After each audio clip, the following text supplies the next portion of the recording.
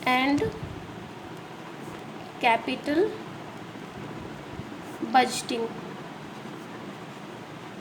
Capital budgeting का chapter आपने 5th same में पढ़ा हुआ है बेटा। और वर्किंग कैपिटल मैनेजमेंट मैंने आपको जो भी बताया, इन दोनों में क्या डिफरेंस है। फर्स्ट डिफरेंस एसेट्स के रिगार्डिंग है। एसेट्स के रिगार्डिंग वर्किंग कैपिटल में किन एसेट्स के रिगार्डिंग डिसीजन लिए जाते हैं? करंट एसेट्स के रिगार्डिंग डिसीजन लिए जाते हैं। और कैपिटल बजटिंग में लॉन्ग टर्म एसेट और we can say fixed asset के रिगार्डिंग डिसीजंस लिए जाते हैं।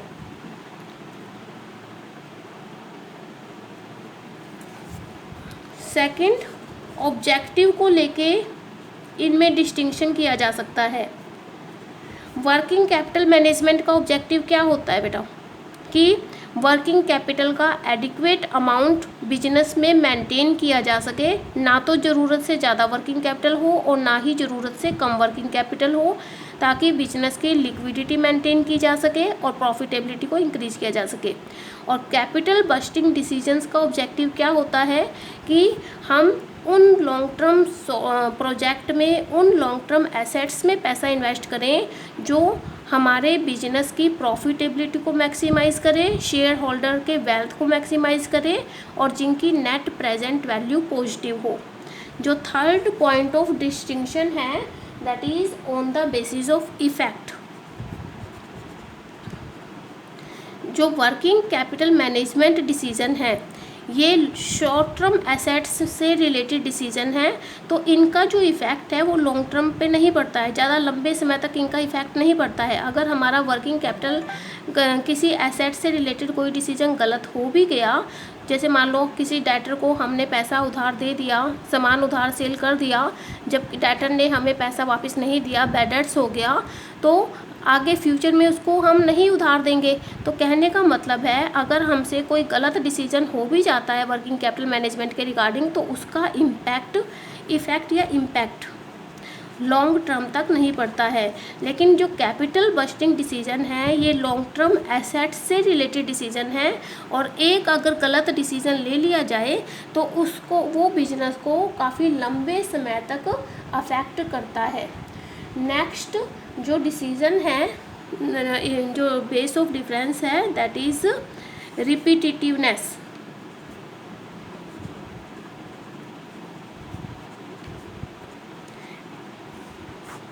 कौन से डिसीजन रिपीटिटिव नेचर के होते हैं, रिपीट का होते हैं? वर्किंग कैपिटल मैनेजमेंट या capital budgeting decision? Working capital decision repetitive nature के होते हैं, बार बार लिए जाते हैं। एक दिन में कई बार हमें ये डिसीजन लेना पड़ता है कि किस कस्टमर को उधार देना है, नहीं देना है, कितना देना है, पैसे किससे कितने कब कलेक्ट करने हैं, मीन्स बार बार लिए जाने वाले डिसीजन है। और कैपिटल बस्टिंग डिसीजन मीन्स बहुत जल्दी जल्दी रिपीट नहीं होते हैं। हमें फैक्ट्री के लिए बिल्डिंग परचेज करनी है, तो वो बिल्डिंग एक बार परचेज हो गई तो वो बार बार नहीं परचेज होगी। हो सकता है कि बिजनेस के पूरे लाइफ टाइम तक उसी बिल्डिंग में बिजनेस चलता रहे। नेक्स्ट जो बेस ऑफ डिफरेंस है दैट इज़ अमाउंट इन्वॉल्व्ड।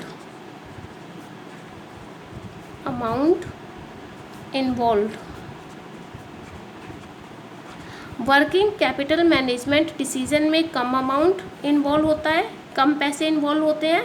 और कैपिटल बस्टिंग में कैपिटल एसेट्स से रिलेटेड, फिक्स एसेट्स से रिलेटेड डिसीजन लिए जाते हैं, इसमें ज़्यादा अमाउंट, ज़्यादा पैसे इन्वॉल्व होते हैं हमारे। नेक्स्ट जो बेसिस ऑफ डिफरेंस है दैट इज़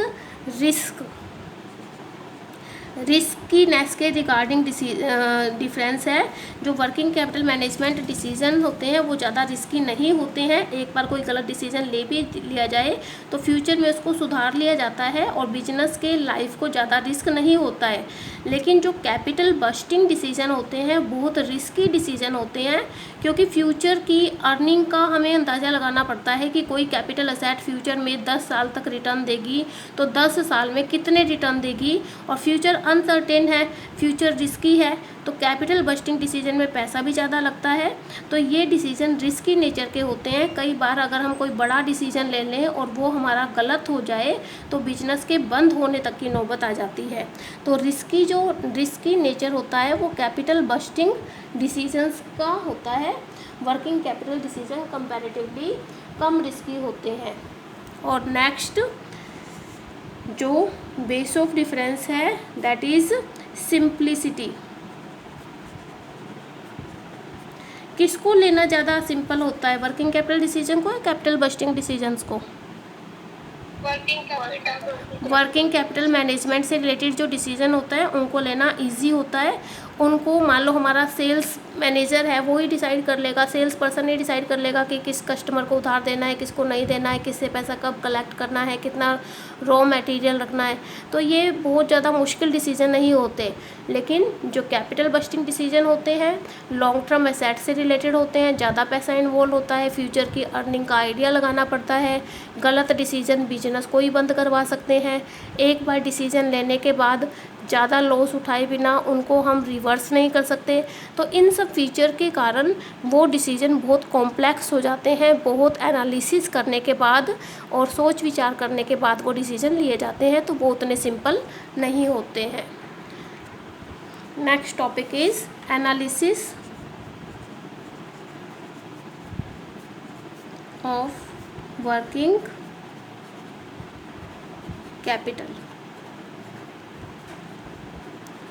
वर्किंग कैपिटल का एनालिसिस करना कि हमारे बिजनेस में कितनी वर्किंग कैपिटल लगी हुई है, adequate amount of working capital लगा है या नहीं लगा है, एक्सेसिव वर्किंग कैपिटल है या इनएडिक्वेट वर्किंग कैपिटल है, किस एसेट में कितनी वर्किंग कैपिटल लगी हुई है, during the year working capital increase हुई है या डिक्रीज हुई है। इन सब चीज़ों का जब हम स्टडी करते हैं, कैलकुलेशन वर्क करते हैं, तो इसको हम बोलते हैं एनालिसिस ऑफ वर्किंग कैपिटल। जो बिजनेस के अंदर काम कर रहे मैनेजर्स होते हैं वो तो एनालिसिस में इन्वॉल्व होते ही हैं, वो तो एनालिसिस करते ही रहते हैं ये जानने के लिए कि वर्किंग कैपिटल का प्रॉपर अमाउंट मेंटेन है या नहीं है, और वर्किंग कैपिटल का हम प्रॉपर मैनेजमेंट कर पा रहे हैं या नहीं कर पा रहे हैं। इसके अलावा जो बिजनेस से बाहर के व्यक्ति होते हैं वो भी जानना चाहते हैं कि हम वर्किंग कैपिटल का प्रॉपरली मैनेजमेंट कर रहे हैं या नहीं कर रहे हैं। जैसे बाहर के व्यक्ति कौन हो गए, जिनको हमें लोन देना है, चाहे लॉन्ग टर्म के लिए या शॉर्ट टर्म के लिए, या जिनको हमारे बिजनेस में पैसा इन्वेस्ट करना है, वो जानना चाहेंगे कि क्या हम उनका लोन उन्हें टाइम पे कर पाएंगे या नहीं पे कर पाएंगे, हमारी लिक्विडिटी पोजीशन कैसी रहेगी, हमारी प्रॉफिटेबिलिटी पोजीशन कैसी रहेगी। अगर हम वर्किंग कैपिटल को अच्छे से मैनेज नहीं कर पाएंगे तो धीरे धीरे हमारी प्रॉफिटेबिलिटी भी डाउन हो जाएगी। तो इन पॉइंट ऑफ व्यू से वो जानना चाहते हैं कि हम वर्किंग कैपिटल को प्रॉपरली मैनेज कर रहे हैं या नहीं कर रहे, और ये जानने के लिए वर्किंग कैपिटल का एनालिसिस करना पड़ता है। तो इसके एनालिसिस की 4 टेक्निक है। फर्स्ट टेक्निक है schedule of change in working capital. First technique is schedule of change in working capital. Working capital में चेंज की एक शेड्यूल बनाई जाती है। This schedule show how much working capital, how much current assets has increased and how much different current liabilities, current asset and current liabilities has increased and decreased during the year। जो different current asset हैं वो कितनी increase हुई हैं या कितनी decrease हुई हैं, जो डिफरेंट करंट लाइबिलिटीज़ हैं वो कितनी इंक्रीज़ हुई हैं और कितनी डिक्रीज़ हुई हैं। ये शेड्यूल हमें ये दिखाती है। और at the end of the year जो हमारी वर्किंग कैपिटल है इन दोनों से मिलके जो बनी है ओवरऑल वो इंक्रीज़ हुई है या डिक्रीज़ हुई है। दिस शेड्यूल हमें ये दिखाती है different current assets increase decrease, different current liabilities के बारे में इंक्रीज डिक्रीज क्या हुआ है, और वर्किंग कैपिटल ओवरऑल ईयर के एंड में इंक्रीज हुई है या डिक्रीज हुई है।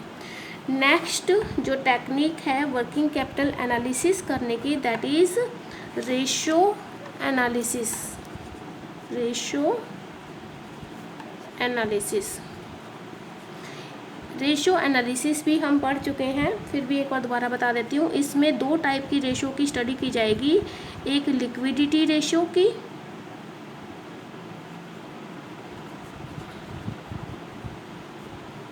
और दूसरी एक्टिविटी रेशियोज की।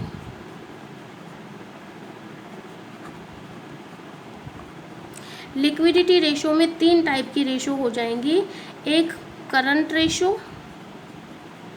Current ratio, what is the formula of current ratio? Current assets divide by current liability. Second जो रेशियो होगी हमारी, that is liquidity ratio, liquid ratio.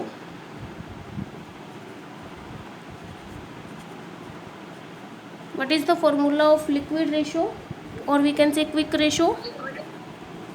Liquid assets divide by current liability. What is the difference between current asset and liquid asset?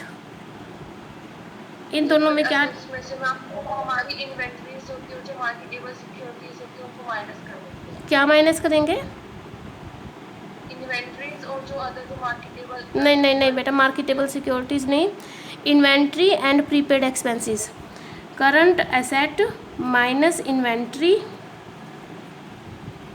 Minus prepaid expenses, अगर ये minus कर देंगे then we will be able to find out liquid assets. ठीक है। और एक third ratio जो liquidity ratio है, that is absolute liquidity ratio. Absolute liquidity ratio. Absolute liquidity ratio क्या होती है? दिस रेशियो इज, ऊपर इसका जो न्यूमरेटर में आएगा that is cash bank plus marketable security. Marketable security भी कैश के इक्वल ही होती है, जिसको हम जब चाहें मार्केट में कैश में कन्वर्ट कर सकते हैं।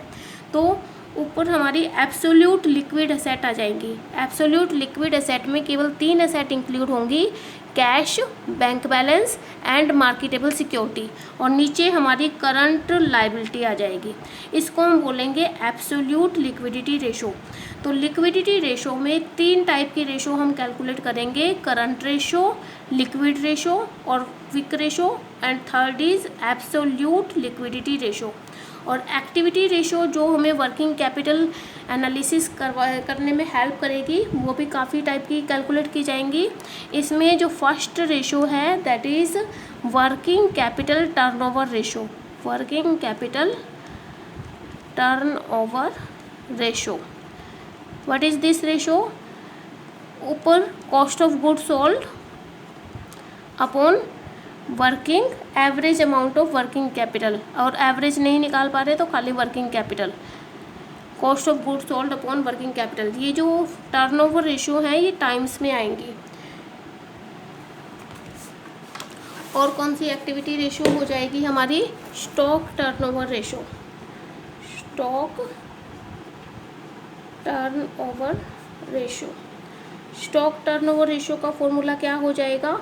Cost of goods sold upon average stock. और ये वाली रेशो भी हमारी टाइम्स में आएगी। एवरेज स्टॉक निकालने के लिए opening stock plus closing stock divide by 2। और जो रेशो निकालनी पड़ेगी that is debtor turnover ratio. Debtor turnover ratio. Debtor turnover ratio क्या होगी? डेटर क्यों राइज होते हैं? Because of credit sales. तो ये क्रेडिट सेल के कारण राइज होते हैं, तो हम ऊपर लिखेंगे net credit sales upon average debtors या एवरेज रिसीवेबल्स। एवरेज डेटर में BRB इंक्लूड है, तो हम इसको ऐसे लिख सकते हैं, average debtors plus average bill receivable, या इनको हम कलेक्टिवली एवरेज रिसीवेबल्स भी बोल सकते हैं। Average account receivables.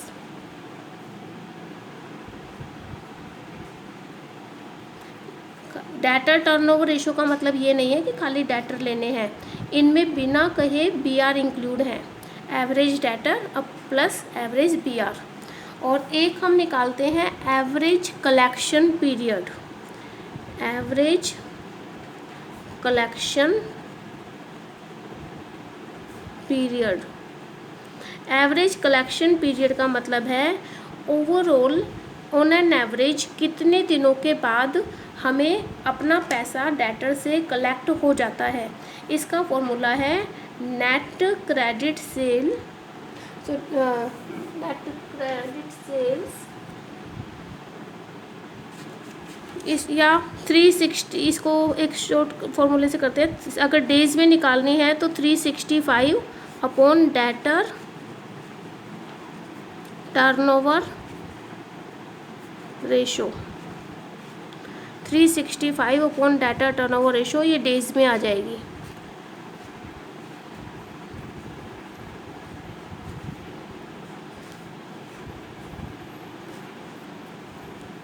या अगर हम इस फॉर्मूले को खोल देते हैं तो ये हो जाएगी हमारी 365 upon net credit sales upon average debtors.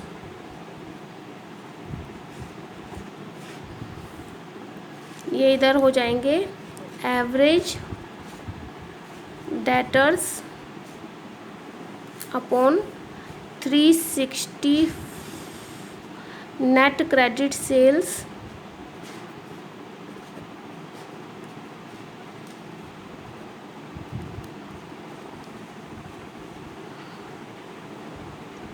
Upon